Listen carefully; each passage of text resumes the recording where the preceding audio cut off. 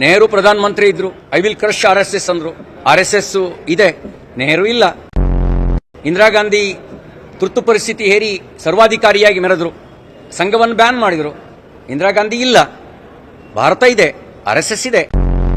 ಪ್ರಿಯಾಂಕ್ ಖರ್ಗೆ ಅವರೇ, ನೀವು ಈಗ ನಿನ್ನೆ ಮೊನ್ನೆ ಹೋಮ್ ಮಿನಿಸ್ಟರ್ ಆಗಿದ್ದೀರಿ, ನಿಮ್ಮ ಅಪ್ಪ ಮುಂಚೆನೇ ಆಗಿದ್ರು. ನಿಮ್ಮ ಅಪ್ಪನ ಕೈಲೇ ಏನು ಮಾಡೋಕ್ಕಾಗಲ್ಲ, ನೀವೇನ್ ಮಾಡ್ತೀರಿ? ನಿಮ್ಮ ಅಪ್ಪನ ಹಣೆ ಮುಂದಿನ ಸರಿ ನೀವು ಇಲ್ಲಿ ಕಾಂಗ್ರೆಸ್ ರಾಜ್ಯದಲ್ಲಿ ಅಧಿಕಾರಕ್ಕೆ ಬರಲ್ಲ.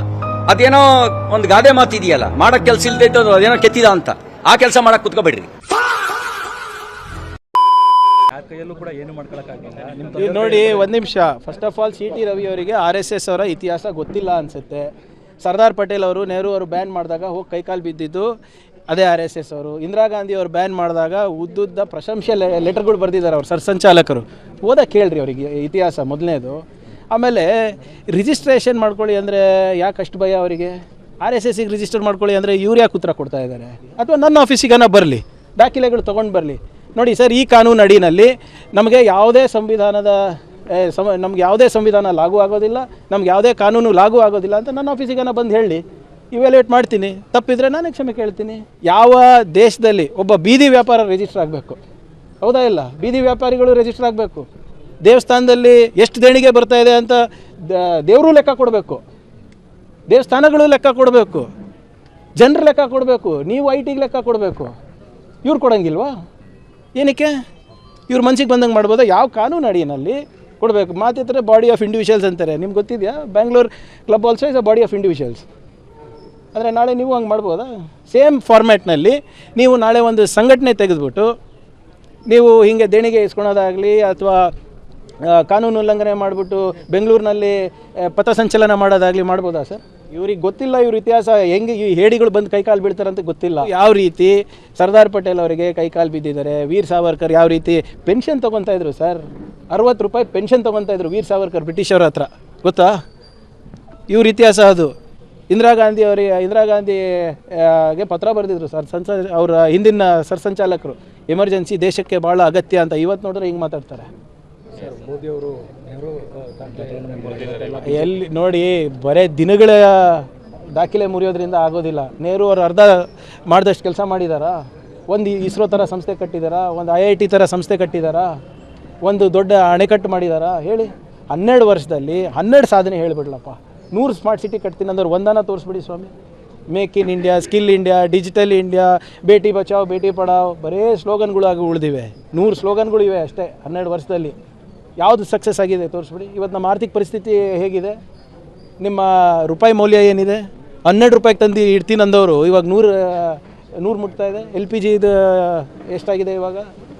ಕಮರ್ಷಿಯಲ್ ಸಿಲಿಂಡರ್ ಇರ್ಬೋದು, ಡೊಮೆಸ್ಟಿಕ್ ಸಿಲಿಂಡರ್ ಇರ್ಬೋದು, ನಿಮ್ಮ ಪೆಟ್ರೋಲ್ ಡೀಸೆಲ್ ರೇಟ್ ಇರ್ಬೋದು, ಫರ್ಟಿಲೈಸರ್ ಇರ್ಬೋದು. ಎಲ್ಲಿದೆ ಸ್ವಾಮಿ? ಏನು ಯಾವ ಪುರುಷಾರ್ಥಕ್ಕೆ ಇವರು ಸಾಧನೆಗಳನ್ನು ಹೇಳ್ತಾ ಇರೋದು? ನೆಹರು ಅವ್ರಿಗೆ ಕಂಪೇರ್ ಮಾಡ್ತೀರಲ್ಲ. ನೆಹರು ಅವರ ಅಧಿಕಾರ ವಹಿಸ್ಕೊಂಡಾಗ ನಮ್ಮ ಆರ್ಥಿಕ ಪರಿಸ್ಥಿತಿ ಏನಿತ್ತು, ಮತ್ತು ಹೇಗೆ ಬಿಟ್ಟು ಹೋಗಿದ್ರು, ಮತ್ತು ಇವ್ರೇನು ಮಾಡಿದ್ದಾರೆ ಸ್ವಲ್ಪ ತುಲನೆ ಮಾಡಿ. ಮೋದಿಯವರ ಹೆಸರಲ್ಲೆಲ್ಲ ಪೂಜೆ ಎಲ್ಲ ಮಾಡ್ತಾ ಇದ್ದಾರೆ. ಮಾಡಲಿ, ಅವರೆಲ್ಲ ಅಂಧಭಕ್ತರು. ಅವ್ರು ಮಾಡಿಲ್ಲ ಅಂದರೆ ಇನ್ನೇನು ಮಾಡ್ತಾರೆ? ಅವರೇ ಪೂಜೆ ಮಾಡಬೇಕಲ್ಲ. ಇಂಥ ಪ್ರಶ್ನೆಗಳಿಗೆ ಉತ್ತರ ಕೊಡೋಕೆ ಹೇಳಿ. ಅದು ಒಂದು ಕಲ್ಟ್ ಥರ ಮಾಡ್ಕೊಂಡಿದ್ದಾರೆ ಅಷ್ಟೇ ಅವರು, ಅದು ಬಿಟ್ಟರೆ ಬೇರೆದೇನಿಲ್ಲ. ನೆಹರು ಪ್ರಧಾನ ಮಂತ್ರಿ ಇದ್ರು, ಐ ವಿಲ್ ಕ್ರಶ್ RSS ಅಂದ್ರು. RSS ಇದೆ, ನೆಹರು ಇಲ್ಲ. ಇಂದಿರಾ ಗಾಂಧಿ ತುರ್ತು ಪರಿಸ್ಥಿತಿ ಹೇರಿ ಸರ್ವಾಧಿಕಾರಿಯಾಗಿ ಮೆರೆದ್ರು, ಸಂಘವನ್ನು ಬ್ಯಾನ್ ಮಾಡಿದ್ರು. ಇಂದಿರಾ ಗಾಂಧಿ ಇಲ್ಲ, ಭಾರತ ಇದೆ, RSS ಇದೆ. ಇವರು ಪ್ರಿಯಾಂಕ್ ಖರ್ಗೆ ಅವರೇ, ನೀವು ಈಗ ನಿನ್ನೆ ಮೊನ್ನೆ ಹೋಮ್ ಮಿನಿಸ್ಟರ್ ಆಗಿದ್ದೀರಿ, ನಿಮ್ಮ ಅಪ್ಪ ಮುಂಚೆನೇ ಆಗಿದ್ರು. ನಿಮ್ಮ ಅಪ್ಪನ ಕೈಲೇ ಏನು ಮಾಡೋಕ್ಕಾಗಲ್ಲ, ನೀವೇನು ಮಾಡ್ತೀರಿ?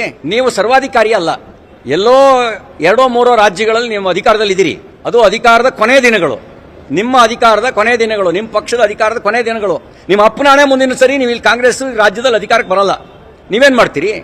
ನಿಮ್ಮ ನಂತರವೂ RSS ಇರುತ್ತೆ. ಯಾಕೆ ಅಂದರೆ RSS ರಾಷ್ಟ್ರೀಯ ಹಿತಕ್ಕಾಗಿ ಕೆಲಸ ಮಾಡ್ತಾ ಇದೆ, ಸಮಾಜವನ್ನು ಸಂಘಟಿಸುವ ಕೆಲಸ ಮಾಡ್ತಾ ಇದೆ, ವ್ಯಕ್ತಿಗೆ ಸಂಸ್ಕಾರ ಕೊಡೋ ಕೆಲಸ ಮಾಡ್ತಾ ಇದೆ. ಅದು ರಾಜಕೀಯ ಪ್ರೇರಿತವಾಗಿರೋದಲ್ಲ. ವ್ಯಕ್ತಿಗೆ ಸಂಸ್ಕಾರ ಕೊಡುವ ಕೆಲಸ ಅದು ಬಿಸ್ನೆಸ್ ಅಲ್ಲ. ನೋಂದಣಿ ಮಾಡ್ಕೊಳ್ಳೋಕ್ಕೆ ಅದು ಸಂಘ ಅಲ್ಲ, ಅದು ಬಿಸ್ನೆಸ್ಸು ಅಲ್ಲ. ಅದು ಸಮಾಜವನ್ನು ಸಂಘಟಿಸೋ ಸಂಘಟನೆ, ಸಮಾಜದೊಳಗಿರುವಂಥ ಒಂದು ಸಂಘಟನೆ ಅಲ್ಲ. ಸಮಾಜದ ಒಳಗಿರೋ ಸಂಘಟನೆ ಬೇರೆ, ಇಡೀ ಸಮಾಜವನ್ನೇ ಸಂಘಟಿಸಬೇಕು ಅಂತೇಳಿ ವ್ಯಕ್ತಿಗೆ ಸಂಸ್ಕಾರ ಕೊಡುವಂಥ ಸಂಘಟನೆ ಬೇರೆ. ಹಾಗಾಗಿ ನಿಮಗೆ ಮಾಡೋ ಕೆಲಸ ಬೇರೆ ಇದ್ದಾವೆ, ನೀವು ಗಮನಿಸಬೇಕಾಗಿರೋ ಕೆಲಸಗಳು ಬೇರೆ ಇದ್ದಾವೆ. ದೊಡ್ಡ ಪ್ರಮಾಣದಲ್ಲಿ ಬಾಂಗ್ಲಾದೇಶದವರು ಅಕ್ರಮ ನಿವಾಸಿಗಳು ಬೆಂಗಳೂರಿನಲ್ಲಿದ್ದಾರೆ, ಕರ್ನಾಟಕದಲ್ಲಿದ್ದಾರೆ.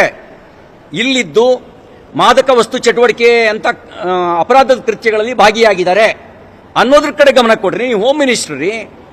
ದರೋಡೆ ಪ್ರಕರಣಗಳು ರಾಜಾರೋಷವಾಗಿ ನಡೆಯೋದು ಕರ್ನಾಟಕಕ್ಕೆ ಗೌರವ ತರುವ ಸಂಗತಿ ಅಲ್ಲ. ಇದ್ರ ಕಡೆ ಗಮನ ಕೊಡಿ.